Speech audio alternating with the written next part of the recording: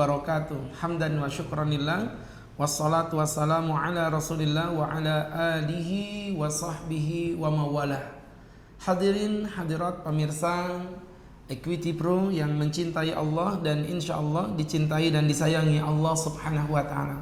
Alhamdulillah, pertama-tama dan yang paling utama, marilah kita panjatkan puja dan puji syukur atas nikmat yang begitu besar yang Allah limpahkan kepada kita. Dan salah satu kenikmatan yang dahsyat yang Allah berikan kepada kita adalah nikmat iman yang Allah patrikan di dalam jiwa kita. Seorang manusia yang beriman pasti akan mengenal Nabi Hud alaihissalam, sosok Nabi yang luar biasa, termasuk kelompok daripada Nabi-Nabi Allah yang pertama, yaitu Nabi Hud alaihissalam. Nabi Hud sendiri memiliki beberapa karakter unik yang disantumkan di dalam ayat-ayat Al-Quran. Tentu membicarakan Nabi Hud secara sejarah tidak akan pernah cukup untuk dibahas dalam waktu 10 menit atau 20 menit. Karena sesungguhnya pada hakikatnya kisah Nabi Hud adalah merupakan salah satu kisah yang cukup panjang di dalam ayat-ayat Allah. Nah, salah satu kedahsyatan yang kita akan ambil adalah bagaimana kita bisa mengambil hikmah-hikmah yang terkandung di dalam kisah Nabi Allah Hud alaihissalam. Ada 4 hikmah yang setidaknya bisa kita ambil, sahabat-sahabatku, dan kita bisa terapkan dalam kehidupan sehari-hari. Yang pertama adalah bagaimana Nabi Allah Hud memprioritaskan tauhid dan menjadikan tauhid sebagai patokan dasar dalam dakwah beliau dalam kehidupan. Dan itu tercantum dalam surat Al-A'raf ayat 65 di mana Allah Subhanahu wa taala berfirman, "Wa ila 'adin akhahum hudan." Dan kepada kaum 'Ad kami kirimkan saudaranya yaitu Nabi Allah Hud. Lihat apa yang dilakukan Nabi Allah Hud dalam berdakwah pertama kali. Qala ya qaumi ibudullah, wahai kaumku, beribadalah engkau kepada Allah. Beribadalah engkau kepada Allah, menyembahlah engkau kepada Allah, tauhidkan engkau kepada Allah. Malakum min ilahin ghairuh, sesungguhnya tiada Tuhan yang bisa dan patut kau sembah selain Allah. Afala tattaqun, apakah engkau tidak memikirkannya? Sahabat-sahabatku, di poin pertama bagaimana Nabi Allah Hud dengan sabar mendakwakan ketauhidan kepada para umatnya, yang waktu itu sudah diselewengkan oleh umatnya untuk menyembah berhala-berhala, yang awalnya adalah orang yang saleh, orang yang alim, orang yang dekat kepada Allah, kemudian meninggal dunia, kemudian dikuburkan, kuburannya dikultuskan, kemudian dikultuskan, mereka sangat mencintainya secara berlebihan, ya kan, dengan cara yang berlebihan. Kemudian apa yang terjadi hamba Allah? Subhanallah, mereka pun akhirnya menuhankan dan menyembah para orang-orang yang salih, yang andai kata mereka hidup pun pastilah mereka akan menolaknya. Nah, maka risalah yang pertama kali dibebankan oleh Allah kepada Nabi Allah Hud adalah risalah tauhid. Bagaimana mengajarkan ketauhidan yang sempurna kepada umatnya, bagaimana mengajarkan ketauhidan yang sempurna kepada para pengikutnya. Maka dalam berdakwah, pesan kami kepada seluruh para penggiat-penggiat dakwah, tekankan ketauhidan terlebih dahulu. Kalau orang udah bertauhid, insya Allah dia akan menjalankan syariat Allah subhanahu wa ta'ala. Maka ada sebuah cerita kecil ketika kami pernah diundang oleh salah satu kelompok dari beberapa sahabat di desa. Mereka mengatakan, Pak Ustadz, ini ada berselisih paham mengenai tentang bab waris. Oke, kita kumpulkan. Tapi saya minta waktu pembuka sebelum berbagi waris. Saya berceramah tentang bab apa? Waris, bukan. Bab faraid, bukan. Bab bagi warisan juga enggak. Ustadz berbicara mengenai tentang konsep ketauhidan. Ada seorang jemaah bertanya, kenapa Ustadz memberi sambutan justru bicaranya tentang ketauhidan? Apa dia bilang? Mohon maaf, saya bilang, buat apa saya berceramah tentang pembagian warisan, bahwa lidzakari mislu hadzil unsayain, bahwa laki-laki memiliki 2 bagian dari apa yang didapatkan perempuan, kalau antum tidak mengimani ayat-ayatnya? Maka tauhid dulu yang harus digodok. Dan inilah metodologi yang diajarkan Nabi Allah Hud kepada para pendakwah. Ya qaumi ibudullah, pertama kali beribadalah, sembahlah Allah saja. Maka Allah pertegas di ayat berikutnya.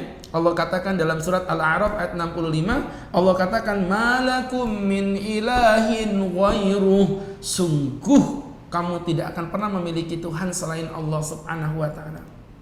Hati-hati dengan godaan ketauhidan. Berapa rusaknya orang-orang zaman sekarang yang masih mempercayai tentang khurafat, adanya dukun-dukun, adanya kekuatan selain Allah, tukang ramal, percaya dengan mangkok kuning yang dipukul pakai sendok di tengah air hujan. Ya, subhanallah. Jadi artinya teman-teman yang berbahagia, yang dirahmati Allah, ini menjadi pembelajaran untuk kita bersama. Pelajaran pertama yang kami ambil hikmah dari Nabi Allah Hud adalah beliau mengajarkan ketauhidan. Kemudian yang kedua, Nabi Allah Hud mengajarkan kepada kita bagaimana kesabaran dalam berdakwah. Dalam surat Al-A'raf ayat 66 hingga ayat 67, Allah Subhanahu wa taala menjelaskan tentang itu. Qalal mala'ul ladzina kafaru min qaumihi. Berkatalah sebagian dari kelompok pengikut Nabi Allah Hud. Mereka berkata, "Inna lanaraka fi safahah." Wahai Hud, kami melihat engkau itu orang yang bodoh. Engkau orang yang enggak logis. Berkata ada Tuhan yang tidak bisa dilihat. Wa inna lanadhunnuka minal kadhibin. Dan sungguh kami menyangka kamu adalah orang yang berdusta. Kenapa bahasanya kok kami menyangka?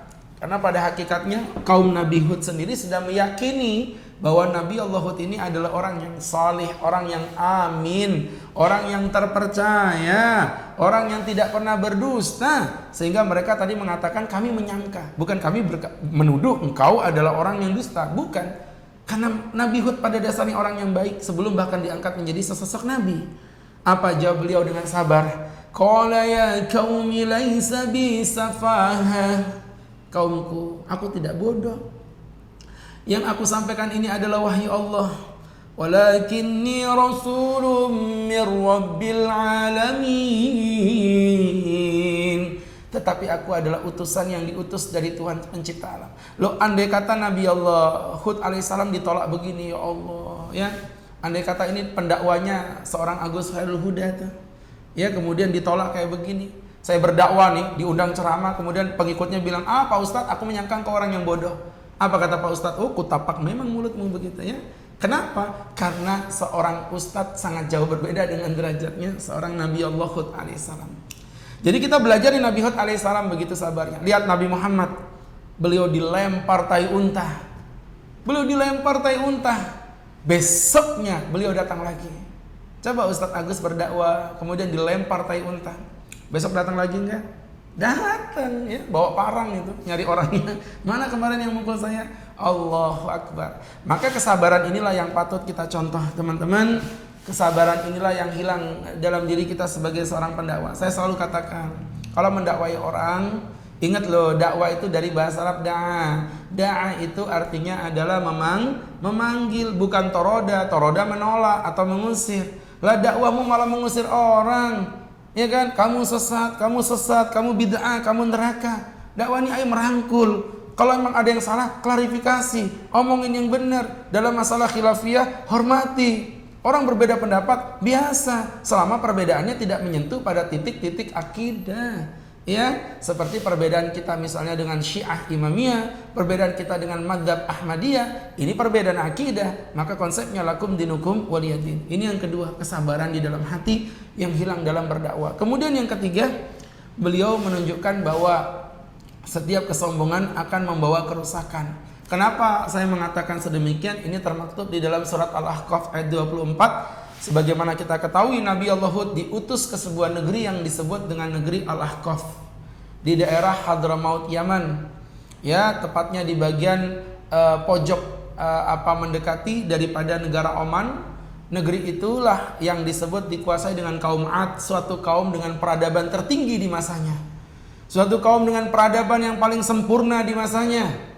Bayangkan waktu itu mereka mengukir, memahat gunung-gunung itu menjadi rumah-rumah yang cantik.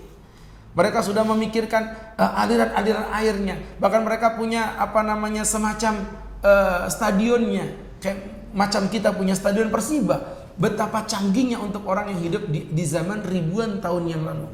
Kesempurnaan itu, kemewahan itulah membuat mereka lalai kepada Allah. Datang Nabi Hud alaihissalam mendakwakan, mengajak ketauhidan. Beliau dituduh bodoh, beliau dituduh gila, beliau dituduh pendusta.